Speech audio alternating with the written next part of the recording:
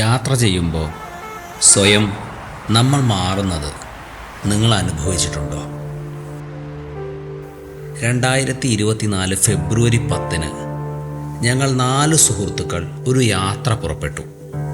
വള്ളുവനാട്ടിലെ പെരിന്തൽമണ്ണയിൽ നിന്ന് ഏകദേശം 2400 കിലോമീറ്റർ റോഡിലൂടെ യാത്ര ചെയ്ത് മനുഷ്യ ചരിത്രത്തിലെ ഏറ്റവും പഴക്കമുള്ളവയിൽ ഇന്നും അതേ സജീവതയോടെ നിലനിൽക്കുന്ന ജനപഥങ്ങളിലൊന്നായ വാരാണസിയിലേക്ക്.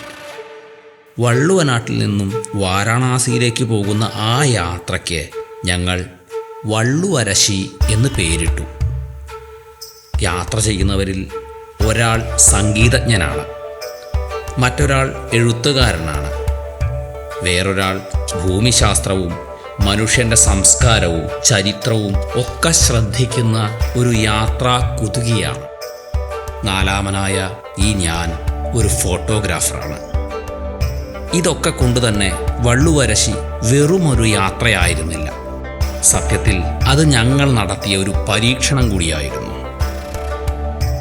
നമ്മൾ കടന്നു പോകുന്ന വഴികളും അവിടുത്തെ ആളുകളും നമ്മൾക്ക് ഉണ്ടാവുന്ന അനുഭവങ്ങളും നമ്മളിലെ ക്രിയേറ്റിവിറ്റിയിൽ എന്തൊക്കെ മാറ്റങ്ങൾ വരുത്തുന്നുണ്ട് എന്ന് ശ്രദ്ധിക്കുകയായിരുന്നു ഞങ്ങൾ.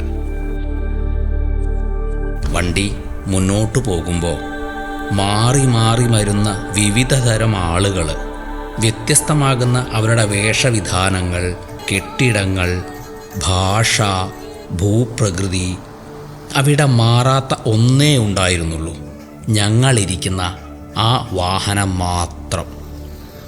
പക്ഷേ ഓരോ തവണയും അതിൽ നിന്ന് പുറത്തിറങ്ങി തിരിച്ചു കയറുമ്പോൾ ഞങ്ങളും മെല്ലെ മെല്ലെ മാറിക്കൊണ്ടിരിക്കുകയായിരുന്നു.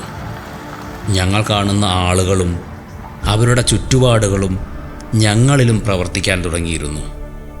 യാത്ര മനസ്സിലേക്ക് കൊണ്ടുവരുന്ന തോന്നലുകളും വൈകാരികതയുമൊക്കെ ചേർന്ന് പലതരത്തിലുള്ള കണ്ടൻറ്റുകൾ ഉണ്ടാക്കുക എന്നതാണ് ഞങ്ങൾ മുൻപ് തീരുമാനിച്ച ആ പരീക്ഷണം.